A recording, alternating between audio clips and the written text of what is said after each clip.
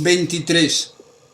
Pese a que había estudiado en la universidad pública más antigua de Escocia y pese a que debía de ganar un dineral, Rafael conducía un modesto Simca 1000 de un azul tan claro que a veces parecía blanco y no del último modelo precisamente. Además, como le había dado el sol, estaba más caliente que un horno, así que hubimos de abrir las ventanillas para que corriera el aire y pudiéramos acomodarnos dentro sin convertirnos en hombres menguantes o simples ciruelas pasas. Fuimos a correos y expedimos el paquete con las 2 botellas a Madrid, al laboratorio del doctor Tejero.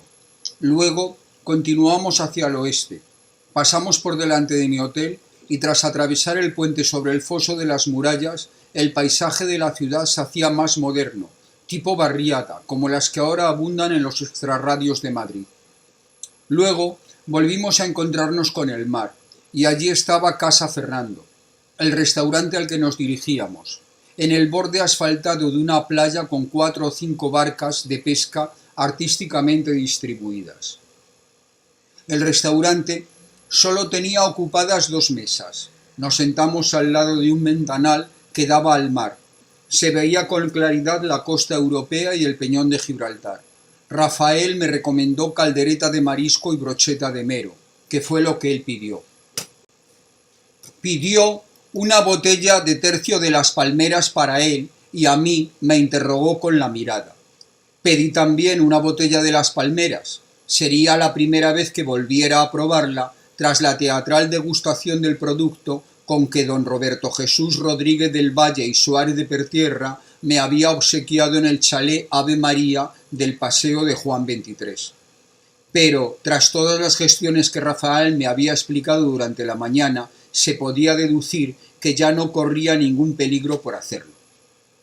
Bueno, Nacho, nos habíamos quedado en que nací en un pueblo de la provincia de Albacete, un pueblo tan pequeño que no sale en los mapas, al lado de Tarazona de la Mancha.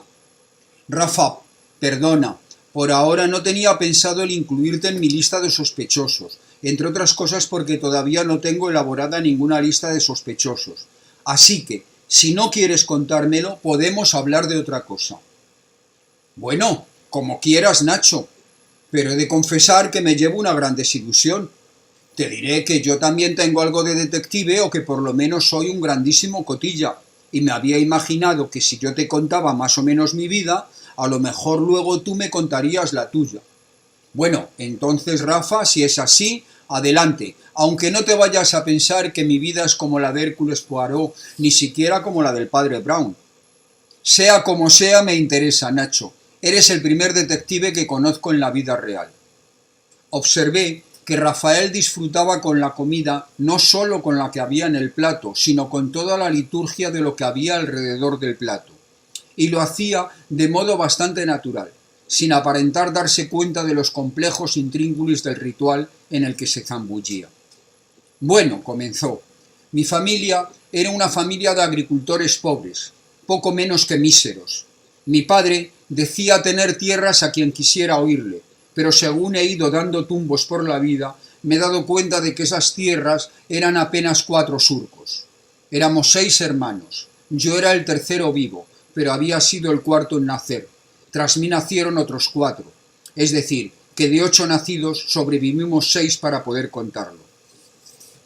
Iba a una escuela donde lo mejor era que en invierno había una estufa de leña y carbón. Los alumnos teníamos que llevar o lo uno o lo otro. El maestro parecía cumplir allí algún tipo de destierro, porque siempre estaba amargado y nos zurraba sin ningún motivo. O no había tenido nunca vocación, o la había perdido para cuando me crucé en su vida. Nuestros padres, encima, le alentaban a que tuviese mano dura con nosotros para que no nos torciéramos. Cuando mi hermano, que iba por delante de mí, dejó de ser monaguillo porque tenía que ir a ayudar a mi padre en el campo, como ya venía haciendo el mayor de todos, que le habían sacado de la escuela a los 8 años, me tocó a mí ponerme al servicio del cura del pueblo. ¿Qué te parece esta caldereta? No tienes que ver más que ya casi he acabado con ella. Sigue, Rafa, sigue. Decías que te metieron de monaguillo. Sí, mi pueblo era tan pequeño que allí todos éramos igual de pobres, pero mi familia nunca he llegado a saber con certeza por qué, siempre había sido la que tenía el santo privilegio de surtir de monaguillos a la iglesia. Bueno, pues el caso es que cuando llegó lo inevitable a mis 12 años, tras haberme pasado las vacaciones del verano ayudando a mi padre en las eras, y parecía que definitivamente yo dejaría también de ir a la escuela para dedicarme al campo, como era de ley, pues vino el cura a casa una tarde después del rosario a preguntar a mis padres por qué yo había dejado de ir a ayudar a misa.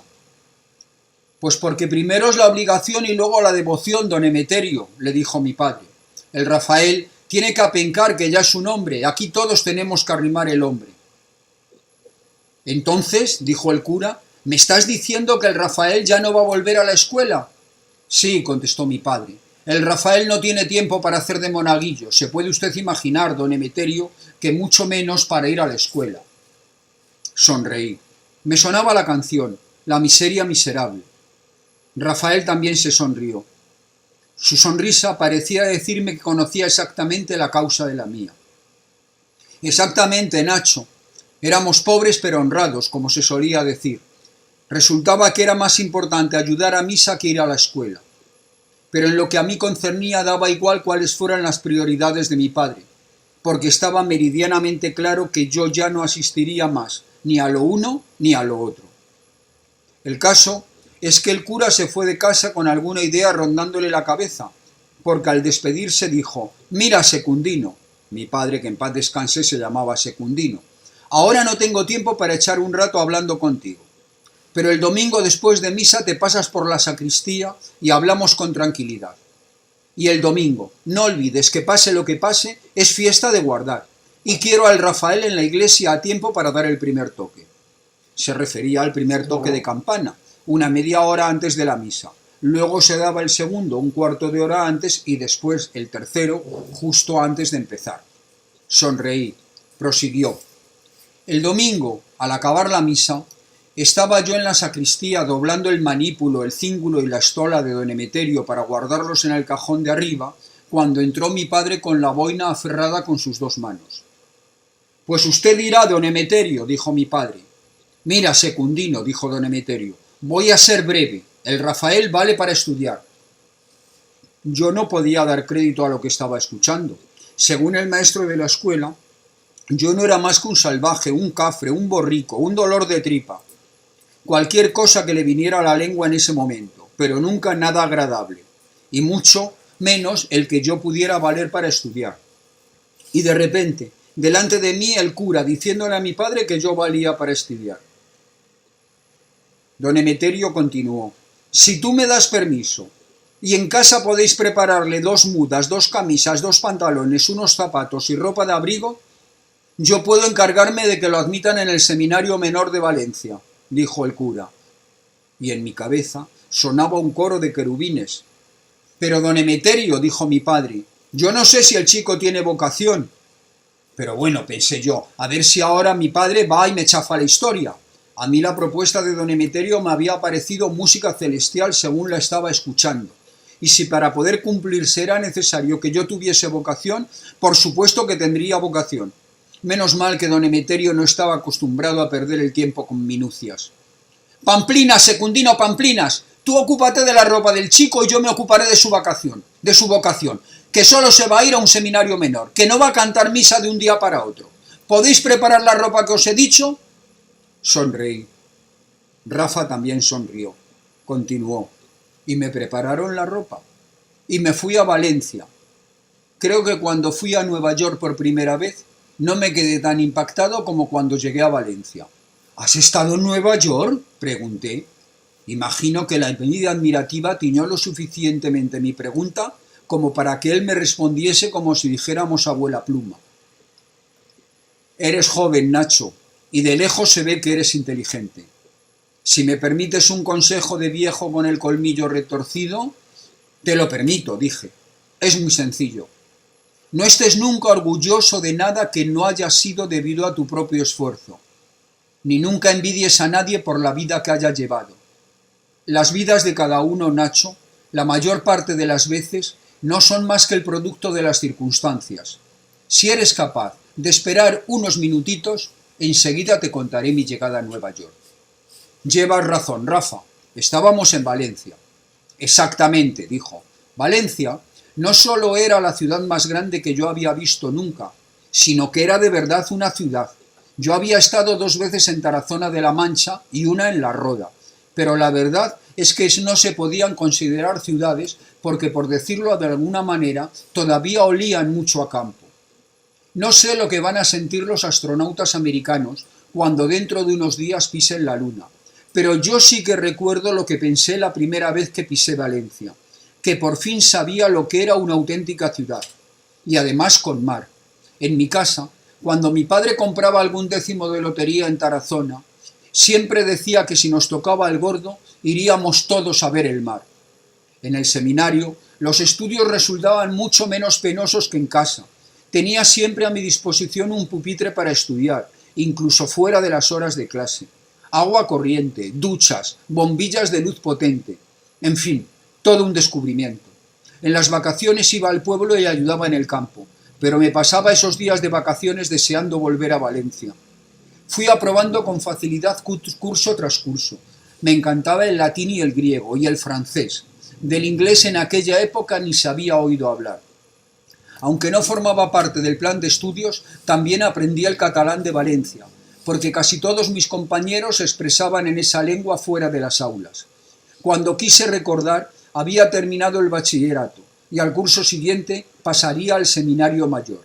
Y precisamente entonces empezó la guerra. Llegó el camarero para retirar los platos vacíos y le pedimos los cafés. Rafael prosiguió.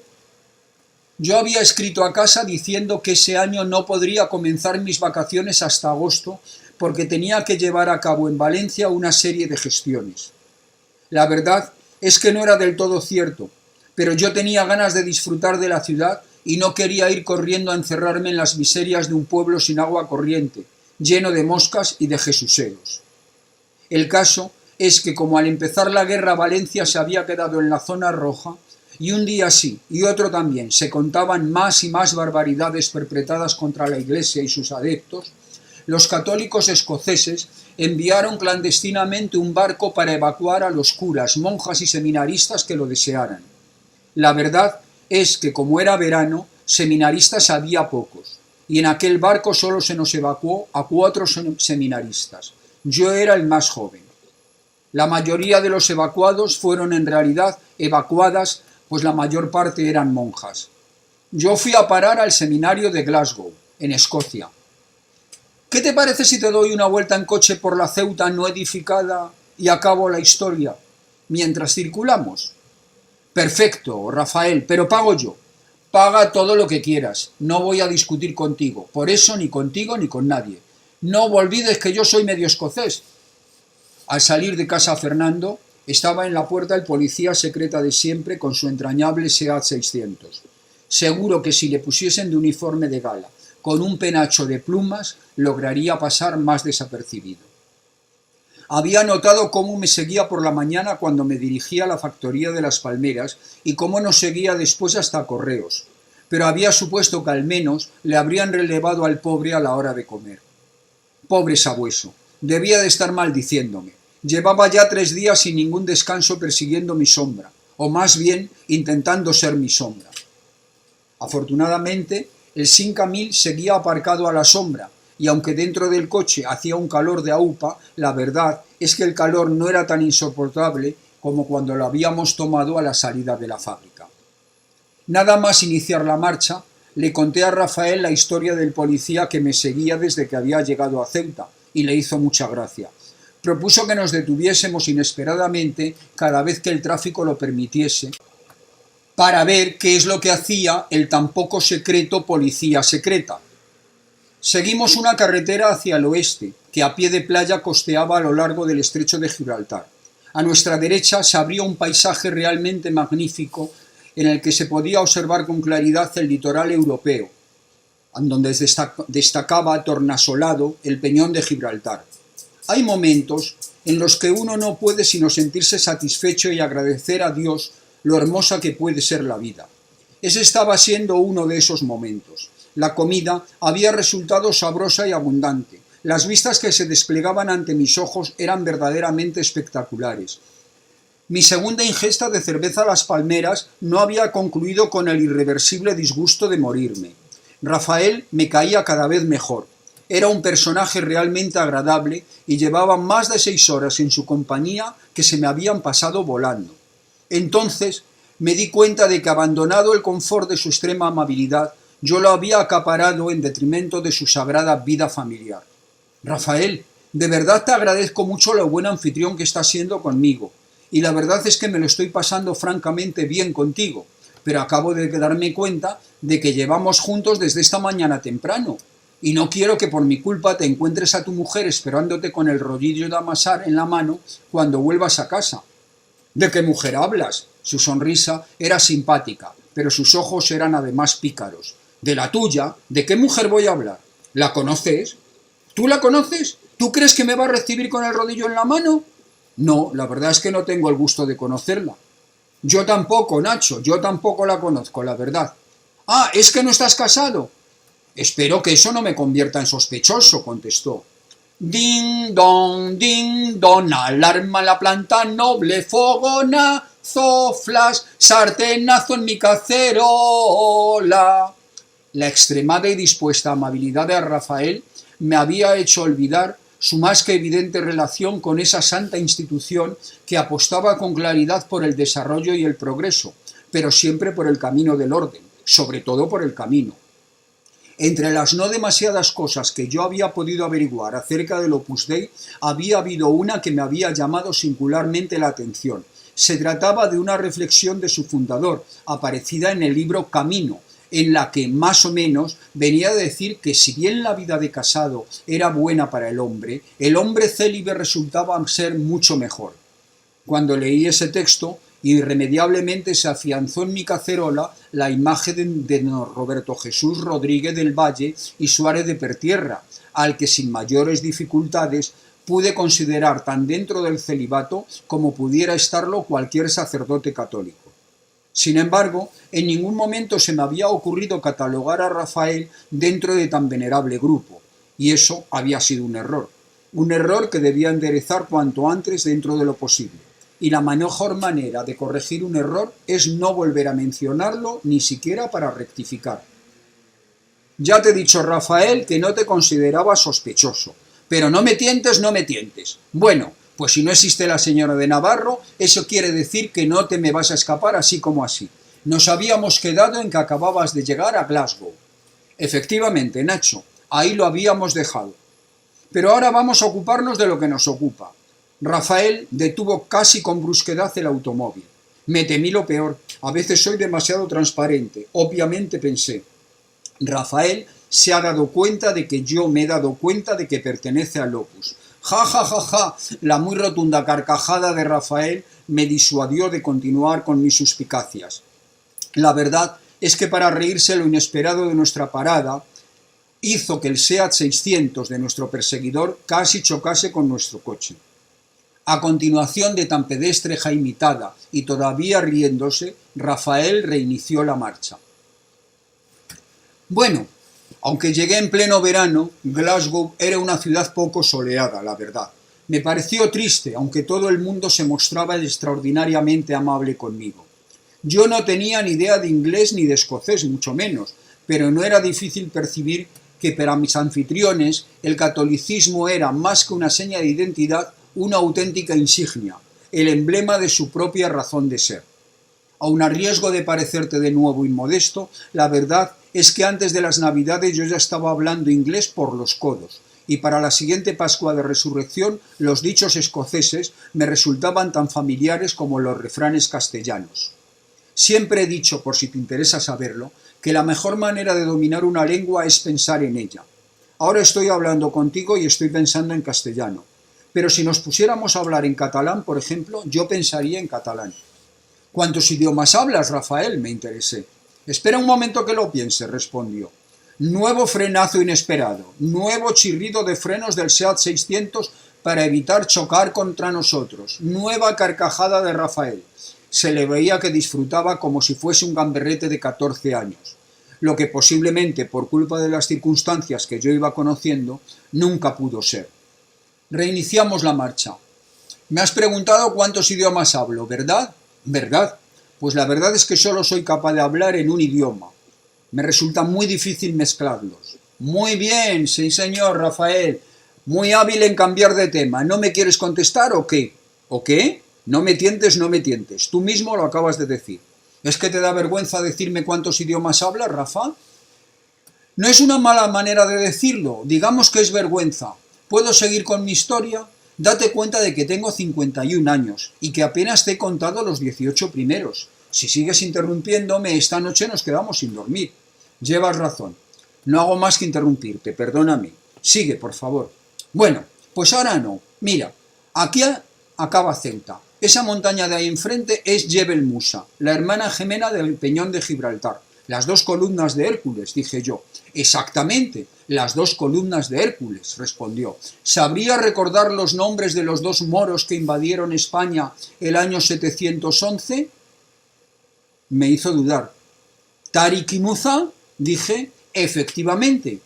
Por eso las dos columnas de Hércules se llaman Jebel Táriq, o sea, Gibraltar, y Jebel Musa, es decir, la montaña de Táriq y la montaña de Musa. Exactamente, como suele decir un amigo mío, respondí. Rafael sonrió. Gracias por considerarme tu amigo, dijo. Espero no defraudarte. ¿Y ese puesto de la Guardia Civil es la frontera?, pregunté. Cambié de conversación. No me gustan las conversaciones de amigos, aunque en nuestro caso valdría más hablar solo de conocidos que se hablan como enamorados. Ding don, alarma en la planta noble, fogonazo, flash, sartenazo en mi casero, hola. Se me acababa de revelar una nueva posibilidad que explicase la soltería de Rafael, la desenvoltura de sus maneras, su extremada amabilidad, su arrolladora simpatía, sus conocimientos, su don de lenguas. A fin de cuentas, me acordé de lo que decía Benavente, el dramaturgo. El marica más tonto hace relojes. Es ciertamente un puesto fronterizo, dijo Rafael, ajeno a mis pensamientos, pero esta frontera de Benzú no se utiliza. La única frontera que permite el tránsito entre Marruecos y España es la del Tarajal. Luego te llevaré. Ahora vamos a atravesar el pulmón de Ceuta, que es este monte que ves ahí, por encima de esa cantera. Se llama García Aldave, y aunque no está referenciado como tal, es una auténtica reserva de la naturaleza. Reiniciamos la marcha, retrocediendo un poco hacia el este, unos 200 metros, antes de comenzar a subir al monte que Rafael me acababa de señalar. Afortunadamente, yo no había transparentado el último fogonazo, intensidad 9 en la escala de Richter de relámpagos cerebrales, registrado en mi cacerola. No me lo quitaba de la cabeza. En el dilema, la verdad es que preferiría que Rafael fuese maricón antes que un tipo resbaladizo y prepotente como don Roberto Jesús Rodríguez del Valle y Suárez de Pertierra. Como me importa un pimiento pecar de inmodestia y veo que eres lo bastante inteligente como para no dejarte llevar por los prejuicios de Vicente donde va la gente, a medida que Rafael hablaba, yo me estaba poniendo más y más colorado.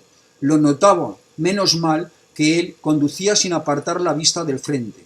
¿Acaso no se habría percatado de todo lo que estaba yo pensando? Te diré que los estudios universitarios me resultaron incluso más descansados que la enseñanza media. Me encantaban las discusiones y para mí la universidad fue un discutir constante.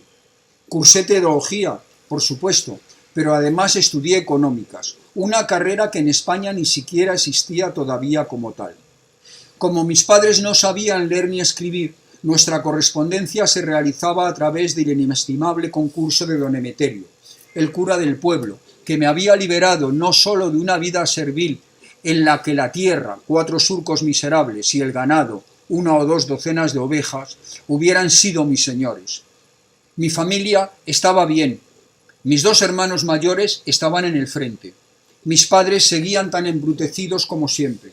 Mi hermana chica había entrado a servir en casa de una señorita de la Roda que había conseguido pasar a la zona nacional y que se la había llevado con ella. Luego, acabó la guerra en España y Hitler metió en guerra al resto de Europa. aunque yo no llegué a notarla. En Glasgow era evidente que la economía de guerra era una constante por doquier. Mira, mira, mira.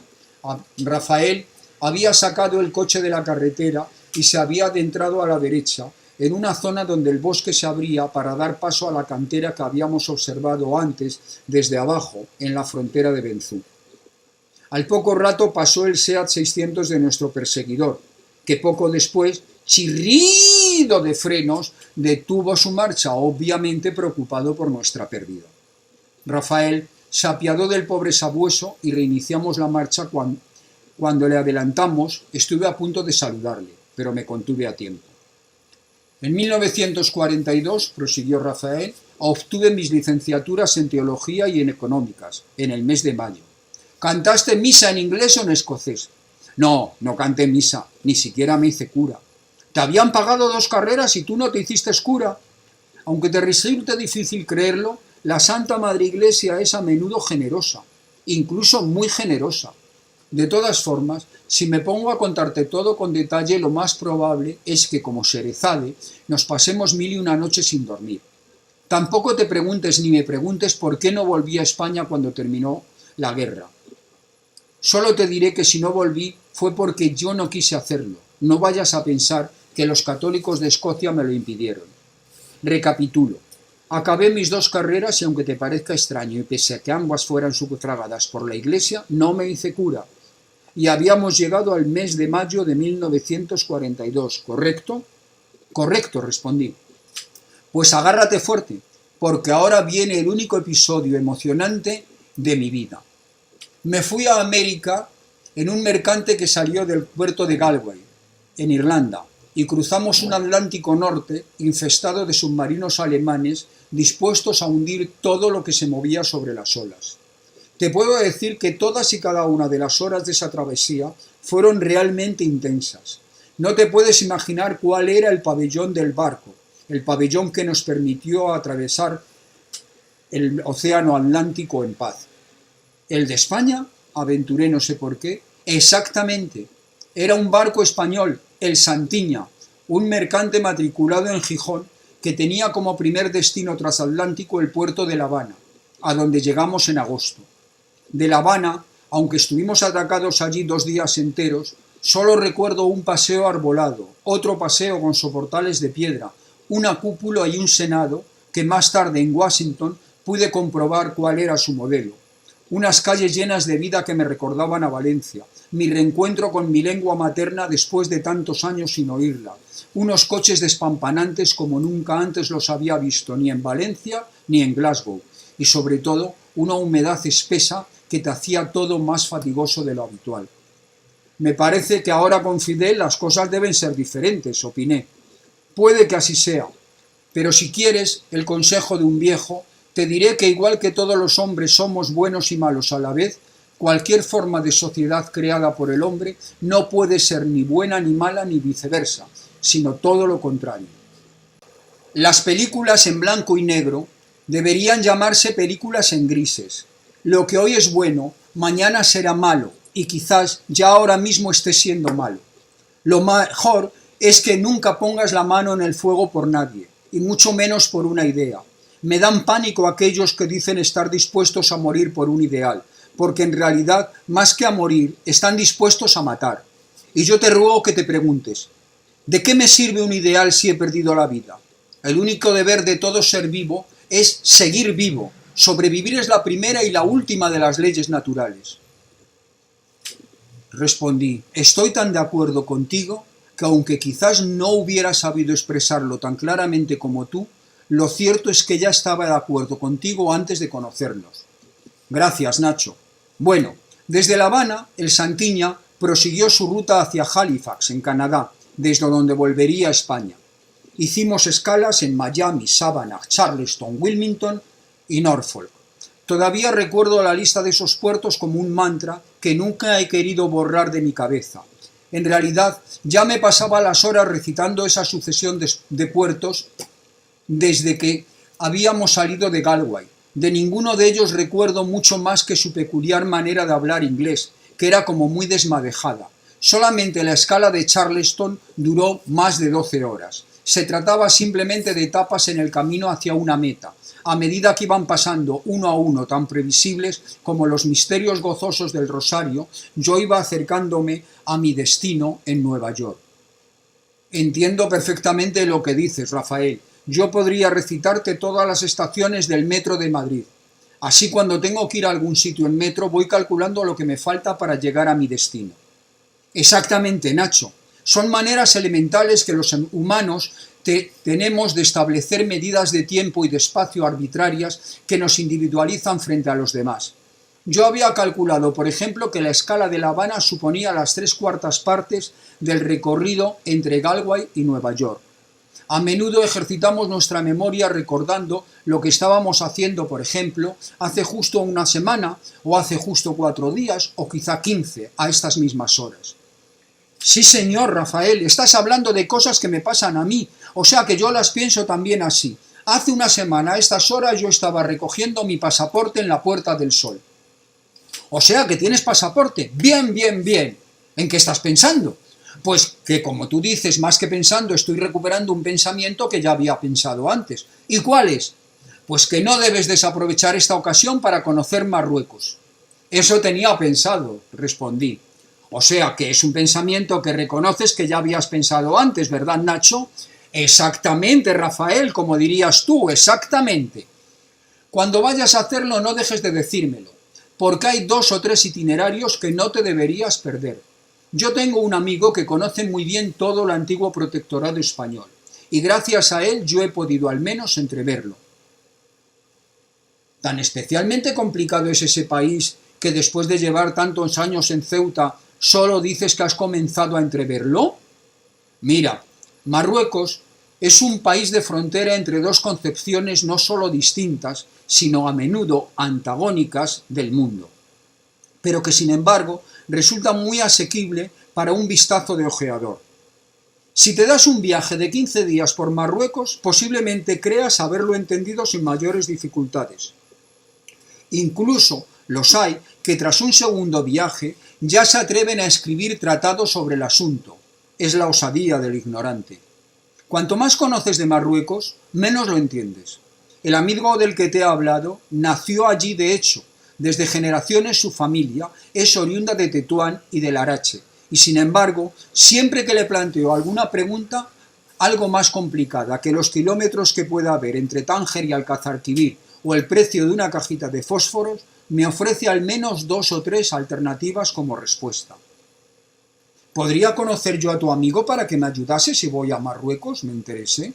Hombre, Nacho, no solo le podrás conocer, sino que a lo mejor te resulta difícil quitártele de encima. Es bastante pesado y lo más seguro es que se ofrezca a hacerte de guía.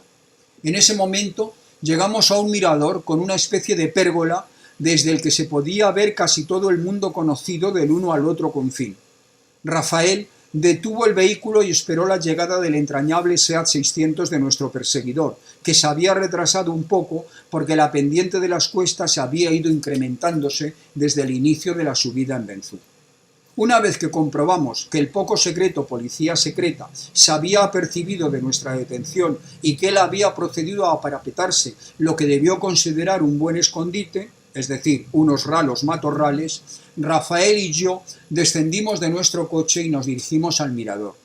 Desde allí me señaló el monte Hacho que yo había caminado el día anterior, la fachada norte y la fachada sur, que en su zona urbana recibe exactamente el nombre de recinto sur, la zona del istmo, el foso, las barriadas a partir de las puertas del campo, las casas alrededor de la estación, Jadú, Los Rosales, El Príncipe, Juan 23, la Almadraba, el Tarajal, la Frontera.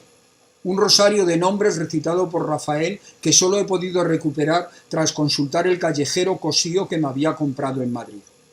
Se podía apreciar a la perfección lo que ya el día anterior me había maravillado y que me había sido permitido intuir. La situación geográfica de Ceuta es una suma de pluses que la hacen envidiable, no solo desde un punto de vista geoestratégico y militar por tanto, sino también desde un punto de vista epicúreo, pues su particularísima morfología, la bonanza de su climatología y las vistas de las que disfruta son un lujo para los sentidos. Pero no nos podíamos entretener demasiado. También Rafael se apiadó del policía que nos seguía. Pobrecito, en la próxima parada lo va a pasar mal, ya verás. Pero ya que estamos aquí, no puedo resistirme a enseñarte algo que no sé si podrías ver fuera de Ceuta. ¿Y eso? Bueno, en realidad en Madrid tenéis algo parecido en el estilo neomudéjar, como las escuelas Aguirre, entre Alcalá y O'Donnell, o la iglesia de Santa Cristina, en la Puerta del Ángel. Pero aquí hay varias construcciones neomudéjares que siguen el perímetro de la frontera y que se construyeron y sirvieron como atalayas militares tras la Guerra de África, la de Plinio O'Donnell. Nosotros vamos a ver ahora una que es la que está más cerca de la carretera y que nos pilla de paso. Efectivamente, apenas 10 minutos después, al final de la bajada que habíamos iniciado en el mirador, Rafael detuvo el coche en el lado derecho de la carretera y a pie nos adentramos en el bosque siguiendo un sendero. El sendero nos condujo a la Torre de San Francisco, una construcción neomudéjar en ladrillo a la inglesa realmente impresionante. En un principio me recordó a la torre del canal de Isabel II que está en la calle García Morato, ya en la parte de Ríos Rosas. Pero luego me di cuenta de que esta construcción de Ceuta era mucho más elaborada. Era como un tambor con 4 o 5 plantas de altura. En realidad la planta era sencilla, incluso elemental, y su belleza radicaba en la manera en que ese tambor se había resuelto. Era indiscutible el carácter militar, defensivo, de la construcción, y todo en ella apuntaba a una función de resistencia, pues al ser una construcción exenta y aislada, sus ocupantes, en caso de acoso, deberían valerse por sí mismos hasta la llegada de auxilio. La construcción era por tanto maciza y sus numerosísimos vanos, situados a diferentes niveles, no pasaban de ser simples saeteras, que permitían disparar hacia el exterior, pero protegía de los disparos dirigidos contra el fuerte. Estábamos disfrutando de tan singular edificación cuando el ruido entre la hojarasca nos hizo saber que nuestro amigo el policía secreta nos había seguido conforme al plan. Cuando volvíamos por el sendero hacia el coche, el aumento del ruido entre la hojarasca nos hizo saber que nuestro amigo había debido dar un mal paso y había caído. Así que para permitirle su recuperación del traspiés, ralentizamos nuestra marcha y al llegar a donde habíamos aparcado el coche, nos entretuvimos recomponiendo nuestra ropa y yo, aunque llevaba mocasines, simulé atarme los zapatos cuando el pobre hombre surgió de entre la tupida vegetación que parecía un eccehomo. Luego continuamos la marcha siguiendo el descenso.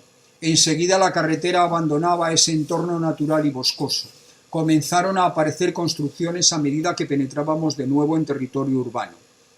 Pese a tratarse también de barriadas, estas parecían bastante más consolidadas y añejas que las que habíamos visto en el camino de ida.